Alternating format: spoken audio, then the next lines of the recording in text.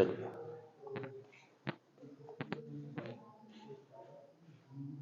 बच्चों, आज हम करने वाले हैं प्रमेय 9.4 9.4 पार्ट 9 वृत्त का ये प्रमेय है।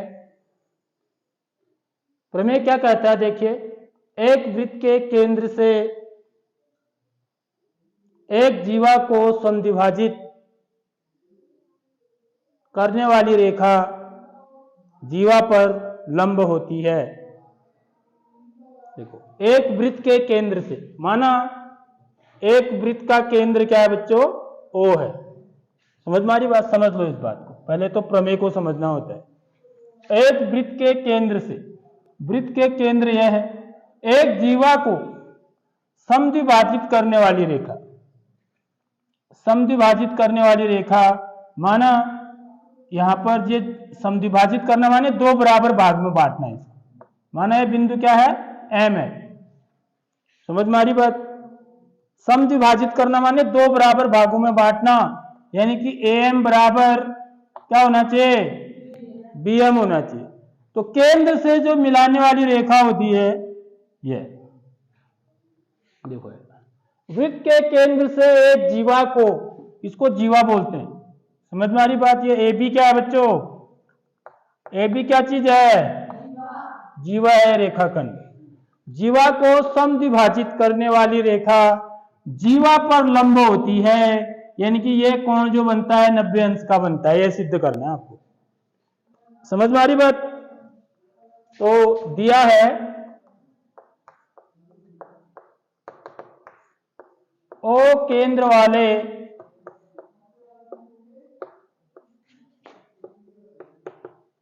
वृत्त की जीवा AB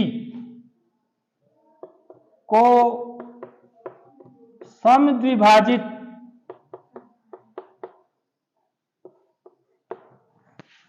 करने वाली रेखा क्या है बच्चों, OM है। समझ में आ रही बात? इसको समद्विभाजित करने वाली जो रेखा है AB को, वो क्या है, OM है। सिद्ध करना है,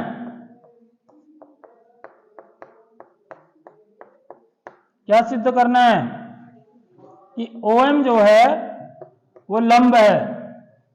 लंब है का चिन्ह ऐसा होता है बच्चों। समझ में आ रही बात? OM लंब है AB के, OM AB के लंब है, ये बताना। लंब है का क्या मतलब हुआ बच्चों, लंब है का मतलब हुआ कि ये कोण कितने अंश का है, दिखाना है आपको 90 अंश का। तो ये भी कितने का होना चाहिए, 90 अंश का होना चाहिए, ये दिखाना है आपको असल में। समझ में आ रही बात? तो हम इसमें कुछ रचना भी करेंगे।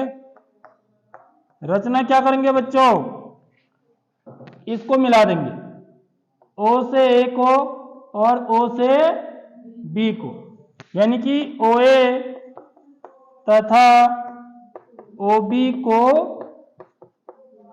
मिलाया। समझ में आ गई बात? अब आएगी उत्पत्ति। उत्पत्ति माने प्रूफ। तो ये प्रूफ हम कैसे करेंगे, देखिए, आपको पता है कि यहां से लेके, देखिए जरूर बच्चों, यदि मेरे पास एक रेखा ऐसी है और इस पर एक ऐसे कोण बन रहा है, तो हम ये जानते हैं कि यहां से लेके यहां तक का जो कोण होता है बच्चों, वो कितने डिग्री का होता है, 180 अंश का होता है। बिल्कुल सही बात है। समझ में आ रही बात? यदि मैं ये दिखा दूं कि यह वाला कोण और यह वाला कोण दोनों कैसे हैं, बराबर हैं, ये कोण और ये कोण आपस में क्या है, बराबर है, तो इसका मतलब क्या हो जाएगा कि ये दोनों कोण कितने कितने अंश के होंगे, 90 अंश के हो जाएंगे। समझ में आ रही नहीं आ रही बात? क्योंकि पूरा जो योग होता है यहां से यहां तक का, एक सरल रेखा पर बने कोणों का योग 180 अंश होता है।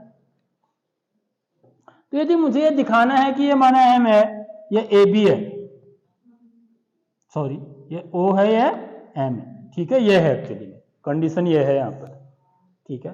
तो मेरे को ओ एम जो है ए बी पर लंब है दिखाना है, तो इसका मतलब मेरे को यह दिखाना है कि कोण ओ एम ए बराबर कोण ओ एम बी, ये दोनों कितने अंश के हैं, 90 अंश के। तो इसके लिए मेरे को यह दिखाना पड़ेगा कि ये दोनों कोण आपस में कैसे हैं, बराबर, ठीक है, समझ में आ गई। ये दोनों कोण बराबर है तो दोनों 90-90 के होंगे ना, फिर समझ में आ रही नहीं आ रही बात। अब इन दोनों कोणों को मैं बराबर कैसे दिखाऊंगा बच्चों, बताओ क्या तरीका होता है हमारे पास कोण बराबर दिखाने का, सर्वांग समता, समझ में आ रही बात। कल भी क्या था हमने ये चीजें। तो यहां पर दो त्रिभुज बन रहे हैं, देख लो, है एक तो ये वाला त्रिभुज बन रहा है और एक ये वाला त्रिभुज बन रहा है, समझ में आ रही बात। यदि मैं इन दोनों त्रिभुजों को सर्वांगसम दिखा दूं, सर्वांगसम सिद्ध कर दूं, तो जो सर्वांगसम त्रिभुज होते हैं उनके संगत भाग बराबर होते हैं, यानी कि उनकी संगत भुजाएं भी बराबर होती हैं और संगत कोण भी बराबर होते हैं। संगत भाग से क्या मतलब है, भुजाएं और कोण। त्रिभुज में जब भी हम संगत भाग बोलेंगे तो हम किनकी बात कर रहे होंगे, भुजाओं की बात कर रहे होंगे और कोण की बात कर रहे होंगे। तो उसके दो त्रिभुज सर्वांगसम होंगे तो उनकी संगत भुजाएं बराबर होंगी, पहली बात। दूसरी बात, उनके संगत कोण बराबर होंगे। तो यह कोण यदि मैं इन दोनों को सर्वांगसम सिद्ध कर दूं तो यह कोण और यह कोण क्या होंगे, बराबर हो जाएंगे। समझ में आ गई नहीं आई बात। तो वही काम यहां पर मुझे करना है, ठीक है बच्चों।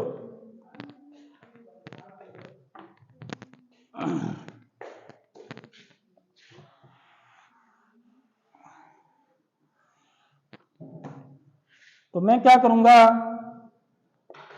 त्रिभुज ओ एम ए या ए एम ओ भी कह सकते, ठीक है, लेकिन एम को बीच में रखना पड़ेगा मुझे क्योंकि वहां पर समकोण बन रहा है, ठीक है। समकोण त्रिभुज है दोनों, है समकोण त्रिभुज भी लिख सकते हैं आप। नहीं अभी नहीं पता हमको, अभी मुझे पता नहीं है कि ये समकोण है, ये तो समकोण है तो सिद्ध करना है, समझ में आ रही बात। अभी मुझे नहीं पता है तो मैं क्या लिखूंगा, खाली त्रिभुज ए एम ओ तथा त्रिभुज बी एम ओ में। देखो बच्चों, ये जो वृत्त से संबंधित जो सवाल होते हैं ना, बड़े आसान होते हैं। कैसे होते हैं देख लो। अभी यह भुजा किसके बराबर होगी, इसके बराबर होगी, नहीं होगी, क्यों क्यों होगी,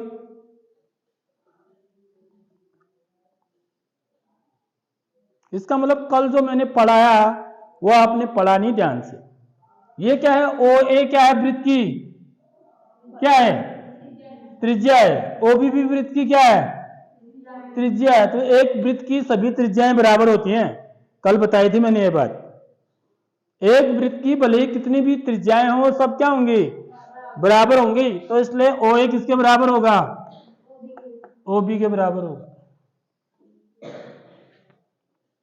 समझ में आ रही नहीं आ रही बात। कारण क्या लिखेंगे,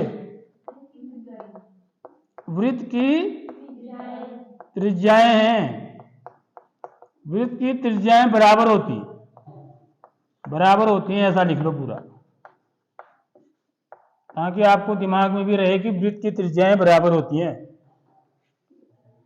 अगली बात, एम किसके बराबर है, बीएम के। ये तो उसमें ही दिया हुआ है ना, प्रश्न में ही दिया हुआ है, समद्विभाजित करने वाली। देखो जीवा को समद्विभाजित करने वाली रेखा, यानी कि ये जो ओएम रेखा है ये जीवा को क्या कर रही है, समद्विभाजित कर रही है। यानी कि एम बराबर क्या है, एम बराबर क्या है बच्चों, बीएम है, तो दिया है। यह जो हमारा प्रमेय है उसी में दिया है, ठीक है। और अगली भुजा कौन सी है, तीसरी भुजा कौन सी है, कौन सी है, ओएम है। तो ओएम दोनों की कैसी भुजा है, ये इस त्रिभुज की भी है, इस त्रिभुज की भी है। तो इसको कौन सी भुजा बोलते हैं, बताइए, उभयनिष्ठ भुजा बोलते हैं इसको। क्या बोलते हैं? कॉमन साइड है, देख लो ये। इस भुजा से ये वाला कोण भी बन रहा है, इस भुजा से ये वाला कोण भी बन रहा है, इस भुजा की मदद से बन रहे हैं ना दोनों कोण, सॉरी दोनों त्रिभुज। दोनों त्रिभुज, ये वाला त्रिभुज भी इस भुजा से बन रहा है, ये वाला त्रिभुज भी इस भुजा से बन रहा है, तो इसको उभयनिष्ठ भुजा बोलते हैं।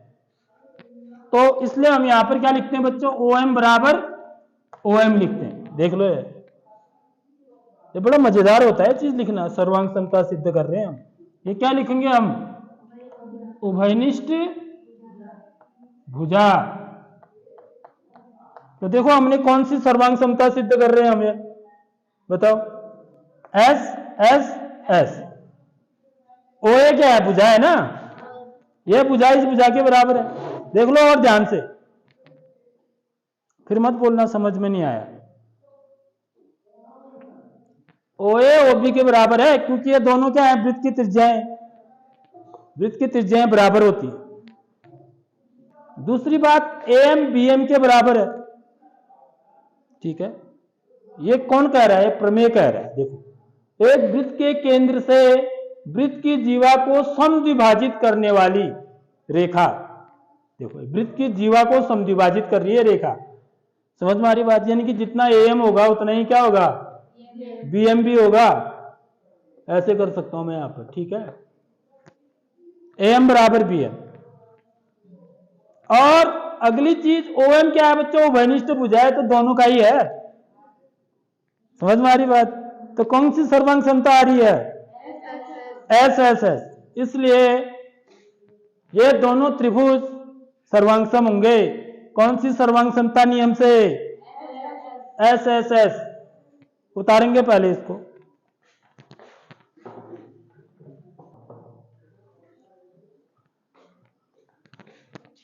तो बच्चों इसलिए त्रिभुज AMO सर्वांगसम होगा त्रिभुज BMO के। समझ में आ रही बात? यहां पर सर्वांग समता कसौटी लिखेंगे हम, SSS सर्वांग समता नियम या कसौटी, ठीक है।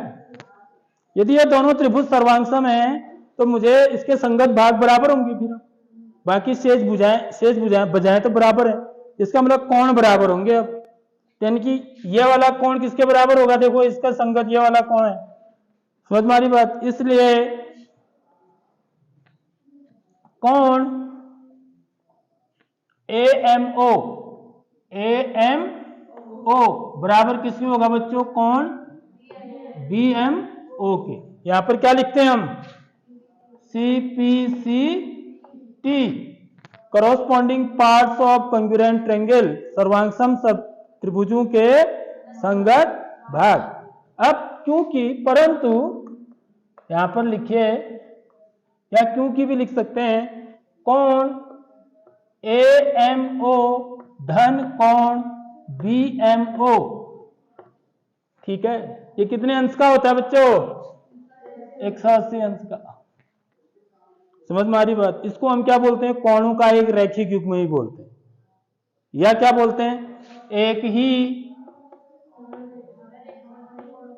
सरल रेखा पर बने कोणों का योग 180 अंश होता है, ठीक है बस। तो यहां पर इसको मैंने मैं समीकरण 1 कह दूं, तो समीकरण 1 से मैं क्या कर देता हूं बच्चों? AMO की जगह पर क्या लिख देता हूं? BMO लिख देता हूं। समझ में आ रही बात? क्योंकि ये दोनों आपस में बराबर है ना, तो इसलिए समीकरण 1 से या क्या कर देता हूं? AMO को तो AMO ही लिखता हूं, धन कोण BMO को भी क्या लिख सकता हूं बच्चों? मैं AMO लिख सकता हूं, बराबर 180 अंश, ठीक है बच्चों? समझ में आ रही बात? तो यहां पर क्या हो जाएगा? AMO कोण AMO धन कोण AMO कितना हो जाएगा? 2 कोण AMO बराबर 180 अंश। x धन x बराबर 2x होता है। कोण AMO धन कोण AMO बराबर 2 कोण AMO। ठीक है, तो यहां से क्या आ जाएगा बच्चों, देखिए कोण AMO बराबर 180 अंश बट्टे 2, तो बराबर कितना आ गया, कोण AMO कितना आ गया बच्चों,